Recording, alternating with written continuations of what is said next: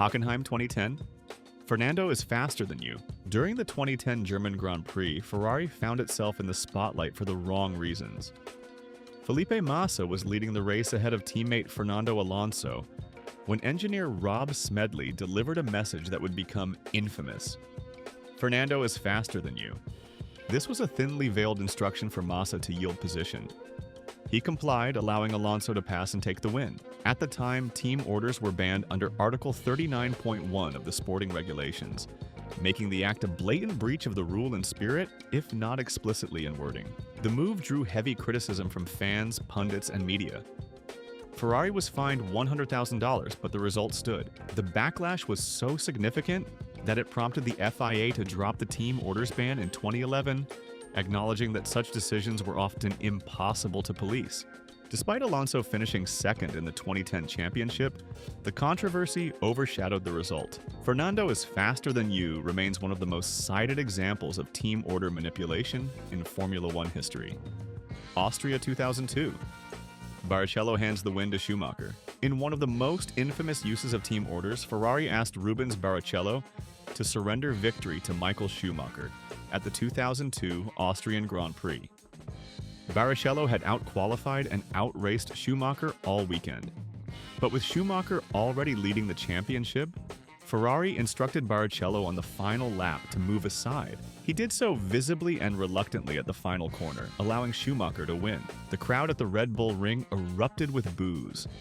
The podium ceremony turned awkward as Schumacher tried to pull Barrichello onto the top step with him in an attempt to defuse the backlash. Even die-hard Ferrari fans viewed the decision as unsporting. The incident sparked international criticism and prompted the FIA to ban team orders that interfere with race results later that year. It was seen as a turning point in how fans and governing bodies viewed intra-team manipulation, though the effectiveness of the ban remained questionable in practice. Austria 2002 is often cited as the worst example of a team prioritizing championship strategy over sporting integrity. Malaysia 2013, Multi-21 at Red Bull.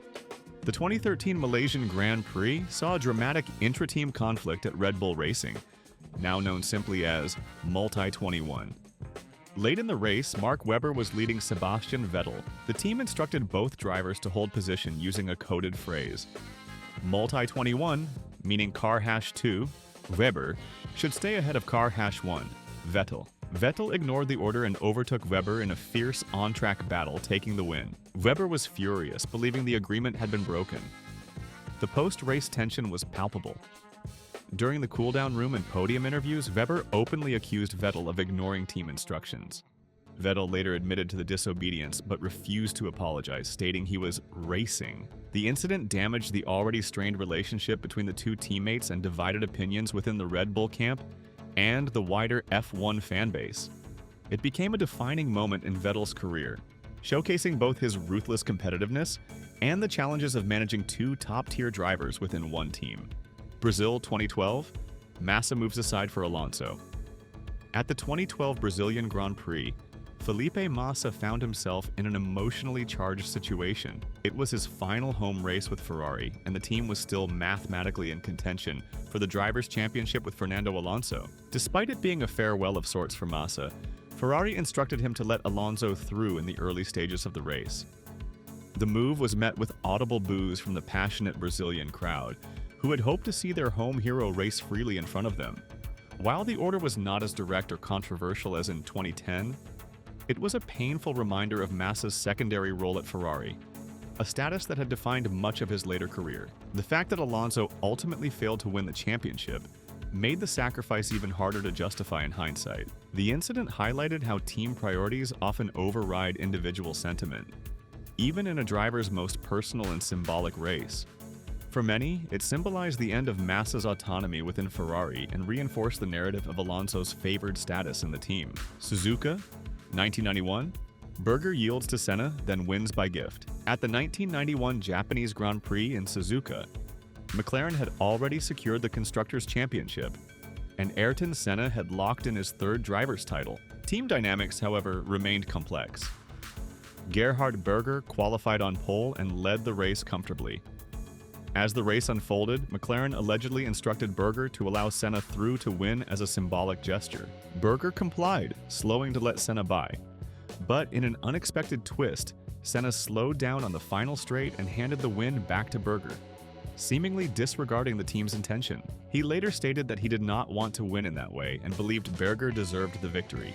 While this was less about raw team orders and more about internal dynamics and gestures of sportsmanship, it still stirred conversation about whether team management should be involved in race outcomes when championships are already decided. This unusual reversal turned a typical team order situation into a rare moment of mutual respect, albeit layered with political undertones. It also highlighted the complex hierarchy within top teams, even after the titles were wrapped up. Hungary 2017, Hamilton returns the favor. The 2017 Hungarian Grand Prix saw a rare example of a team order that was later reversed voluntarily by the driver it benefited. During the race, Mercedes instructed Valtteri Bottas to let Lewis Hamilton pass to attack the leading Ferraris. The understanding was that if Hamilton couldn't make a pass on Kimi Räikkönen or Sebastian Vettel, he would return the position to Bottas before the finish. Hamilton indeed failed to overtake the Ferraris and, true to his word, slowed down on the final lap to let Bottas reclaim the position. While team orders themselves are common, the act of voluntarily reversing one is highly unusual in Formula One. The gesture was praised for its sportsmanship and highlighted Hamilton's commitment to fairness within the team structure, at least in that particular context. It also demonstrated that team orders, when executed transparently and with mutual respect, can be handled without long-term resentment. Mercedes, who were in a tight championship battle with Ferrari, took a calculated risk, and Hamilton's decision helped maintain internal harmony heading into the latter part of the season. China 2018. Bottas complies with strategy. In the 2018 Chinese Grand Prix, team orders were not as publicly dramatic, but they played a subtle role in shaping the outcome of Mercedes' weekend. Valtteri Bottas was ahead of Lewis Hamilton in the early stages of the race. However, as strategy developed and the team assessed tire wear and race pace, they made the call to prioritize Hamilton's chances of gaining on the leaders. Bottas was instructed to let Hamilton through. Although Bottas complied with the directive without conflict, the decision fed into an emerging narrative that he was being relegated to a support role within the team, despite showing competitive pace in several races that season. The race ultimately didn't lead to a win for either driver. Red Bull's Daniel Ricciardo took victory with a late charge. However, the use of team orders in this instance added to the perception that Mercedes would always favor Hamilton in a championship context, especially when decisions were made on the fly. It also marked the early stages of the Valtteri "It's James" meme, which would come to symbolize Bottas' subordinate role at Mercedes. Russia 2018, Bottas ordered to surrender victory. Perhaps the most emotionally charged example of team orders in modern F1 came at the 2018 Russian Grand Prix in Sochi. Valtteri Bottas had secured pole position and led the race convincingly. However, with Lewis Hamilton battling Sebastian Vettel for the championship, Mercedes made the call. Bottas was told to move aside to allow Hamilton to take the win and gain maximum points. The order came from Mercedes strategist James Vowles and sparked immediate backlash. Bottas obeyed but looked visibly dejected for the remainder of the race. In the post-race press conference, he admitted he had essentially played a supporting role rather than raced for himself. The incident became one of the most criticized uses of team orders in recent memory. Even Hamilton and Mercedes team boss Toto Wolff expressed discomfort with how it unfolded, but they defended the move on championship grounds. Bottas' reputation as the dutiful number 2 was cemented that day. While the strategy arguably helped secure Hamilton's eventual title, the human cost was obvious. It marked a defining moment in Bottas' Mercedes career and in the broader debate around team orders in Formula One. France 2019, Gasly ordered to let Verstappen through. At the 2019 French Grand Prix, Red Bull's team dynamics were already under pressure as Pierre Gasly struggled to match teammate Max Verstappen's pace. During the race, Verstappen was rapidly closing in on Gasly, who had fallen behind the top 3. Rather than allow them to race, Red Bull issued a straightforward team order for Gasly to let Verstappen through, despite the fact that Max was on a different strategy and significantly faster. The move was routine in terms of execution, but symbolically damaging for Gasly, who was already under scrutiny for underperforming since replacing Daniel Ricciardo. It sent a clear message that Verstappen was the undisputed lead driver, a status reinforced repeatedly throughout the season. Gasly's demotion back to Toro Rosso, now Visa Cash App RB, came just a few races later. The France incident became one of several moments that highlighted the deep divide between the two drivers standing within the team.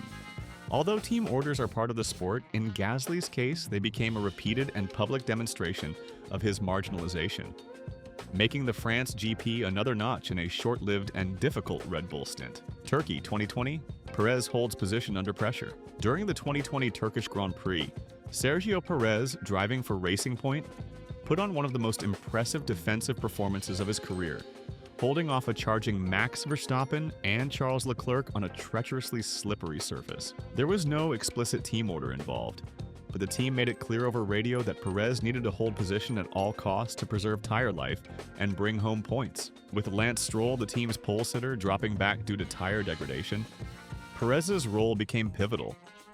Though unofficial, the directive shaped the outcome of the race and Perez's career trajectory. His drive secured second place and played a huge role in drawing attention from Red Bull, who were looking to replace Alex Albon for the following season.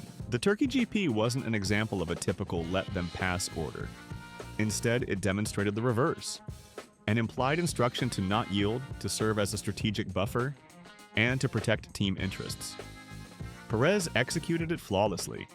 It became a defining moment not just for Racing Point's 2020 campaign, but for Perez's eventual promotion to Red Bull, where he would become Verstappen's teammate the following year.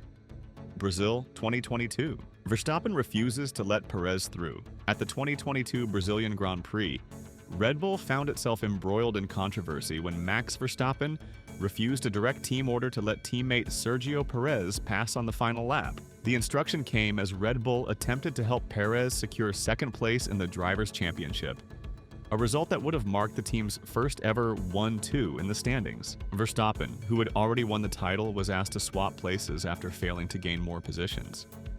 However, Verstappen declined, stating on the radio, "I told you already last time, don't ask me again." The cryptic remark was widely interpreted as a reference to earlier events in the season, particularly Perez's alleged role in a controversial qualifying crash in Monaco. The refusal shocked Red Bull, with team management publicly expressing disappointment. Perez was visibly upset, stating post-race that Verstappen had shown who he really is. The incident sparked debate about team hierarchy, driver loyalty, and internal Red Bull tensions. It also damaged the previously cooperative image of the Verstappen-Perez pairing, and left a lasting scar on what had been a dominant season for the team. Imola 2002, Barrichello doesn't pass. At the 2002 San Marino Grand Prix in Imola, Rubens Barrichello once again found himself behind Michael Schumacher. But this time, Ferrari didn't need to issue a team order. Barrichello had the pace to potentially challenge Schumacher late in the race. But instead of attacking or attempting a pass, he maintained position and settled for second. No team radio instruction was broadcast publicly, but it was widely assumed that an unspoken understanding existed between the drivers and the team. This was a clear example of the psychological and contractual weight that team orders, even when not issued, can carry. After the backlash from Austria just weeks later, it became evident that Barrichello's role as Schumacher's support driver was well understood within the team, to the point that explicit communication wasn't always necessary. The result contributed to Ferrari's dominant 2002 campaign, but further solidified the narrative of Barrichello as a subordinate driver. While it lacked the theatrics of Austria, the Imola race was another quiet moment of control and compliance that demonstrated how deeply team dynamics can shape outcomes in Formula One.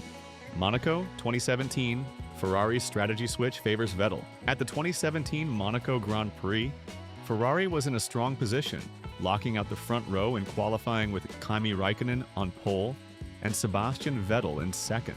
Räikkönen led the early part of the race, but a strategic call from Ferrari changed the complexion of the afternoon. Ferrari pitted Räikkönen early, covering the threat of an undercut from other teams. Vettel, however, stayed out several laps longer and capitalized on clean air to jump ahead of his teammate after his own pit stop, effectively winning the race through strategy. While there was no direct team order, the decision raised eyebrows. Räikkönen, who had shown strong pace all weekend, looked visibly disappointed. Many interpreted Ferrari's move as a subtle team strategy designed to favor Vettel, who was leading the championship at the time. This race is often cited as a prime example of how teams can influence outcomes through pit stop timing and tire strategy. without issuing overt instructions.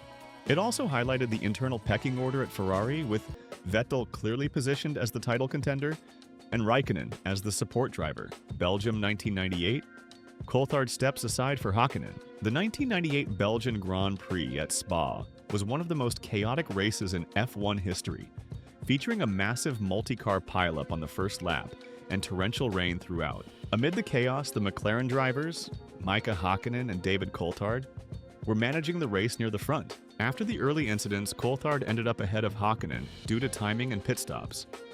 However, team strategy dictated that Hakkinen, the championship leader, should be allowed through.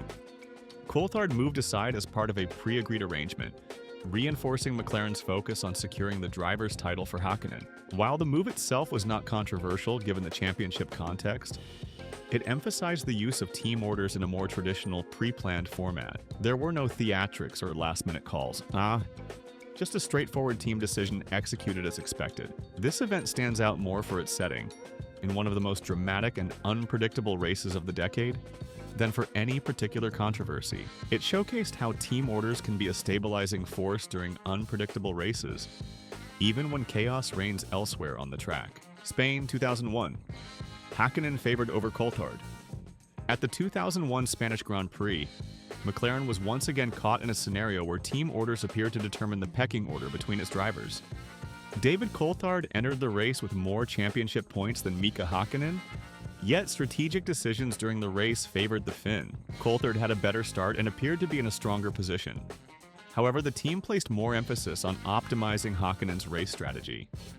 As the race progressed, it became clear that Coulthard's pit timing and tire calls were not ideal, and suggestions emerged that he was being used strategically to support Hakkinen. Ironically, Hakkinen's car suffered a hydraulic failure on the final lap, denying him the win. Coulthard inherited victory, but only after it had become clear that team decisions hadn't initially worked in his favor. This race highlighted the murky space between direct orders and strategic favoritism. Although no explicit instruction was given over radio, the implications of McLaren's race strategy suggested a clear bias toward Hakkinen, who was seen as the team's lead driver despite being behind in the standings at that point in the season. Silverstone 2020, Bottas left to struggle. The 2020 British Grand Prix at Silverstone was a dramatic affair, with tire failures affecting several frontrunners in the final laps. Valtteri Bottas had run in second behind teammate Lewis Hamilton for most of the race, but his tire failed near the end, causing him to fall out of the points entirely. What made this incident notable in the context of team orders was Mercedes' decision not to prioritize Bottas strategically earlier in the race. While Hamilton was leading and managing his pace, Bottas was left vulnerable to tire degradation. The team could have pitted him earlier or adjusted strategy to give him a stronger shot at the win, particularly after signs of tire wear began appearing. Hamilton also suffered a tire failure on the final lap, but managed to limp across the line to win. Bottas, however, finished 11th, a significant loss of points in a season where he was trying to stay in title contention. While no team order was issued, the absence of strategic support when it mattered fed into the growing perception that Mercedes favored Hamilton not only with calls but with inaction when Bottas needed help most. Austria 2018, Mercedes refrains and pays the price. At the 2018 Austrian Grand Prix, Mercedes made a rare and costly decision. They chose not to use team orders, and it backfired. Both Lewis Hamilton and Valtteri Bottas were in strong positions early in the race, but reliability issues began to surface. Bottas retired with a hydraulic failure, and Hamilton, who stayed out on aging tires longer than rivals, lost track position due to a poorly timed pit stop. Mercedes had an opportunity to use team orders earlier in the race to prioritize Hamilton's pace and championship standing. However, in a bid to keep racing fair and avoid criticism, they allowed both drivers to race without intervention. Red Bull's Max Verstappen took advantage, seizing the win. Meanwhile, Ferrari finished ahead of Hamilton, and Mercedes left Austria with 0 points, their first double retirement in over 2 years. This race became a key example of how not using team orders can be just as pivotal as issuing them. In the high-stakes world of F1 title battles, the decision to remain neutral between teammates cost Mercedes valuable points and momentum in the 2018 championship. Monza 2020. Leclerc crashes after team encouragement.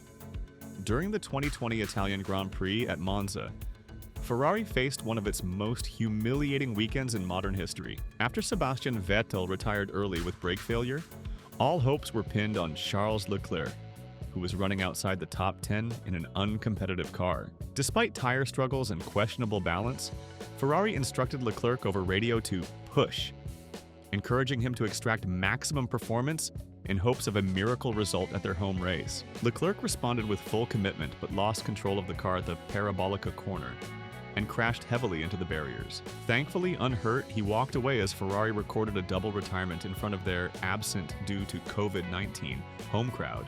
While not a traditional team order scenario, the incident reflected the internal pressure at Ferrari. Leclerc was effectively pushed to go beyond the car's limits in a desperate attempt to salvage something from a disastrous season. The crash and its context became emblematic of Ferrari's 2020 decline, and the subtle form of team order, psychological and cultural, that can lead to costly mistakes even without a direct instruction. Spa 2000. Hakkinen passes Schumacher with strategic help. The 2000 Belgian Grand Prix featured one of the most iconic overtakes in Formula One history, when Mika Hakkinen passed Michael Schumacher while lapping backmarker Ricardo Zonta at full speed on the Kemmel Straight. While the moment is celebrated for Hakkinen's skill and bravery, it was also a product of strategic planning by McLaren. Team radio had informed Hakkinen of upcoming lapped traffic and suggested an overtaking opportunity could arise if timed correctly. Hakkinen used this intel to perfection. When they reached Zonta, Schumacher took the inside line to lap the bar. Hakkinen dived down the outside, overtaking both cars in a single move. Though not a conventional team order, it demonstrated how race engineers and strategy teams can set up opportunities in ways that shape race outcomes. McLaren's communication played a key role in the timing and confidence behind Hakkinen's move. The overtake helped secure Hakkinen's win and was a critical moment in his 2000 title campaign, proving that team influence doesn't always come through direct orders, but also through subtle, well-timed information. Canada 2008. Heidfeld lets Kubica take the win. At the 2008 Canadian Grand Prix, BMW Sauber found itself in a rare and unexpected position.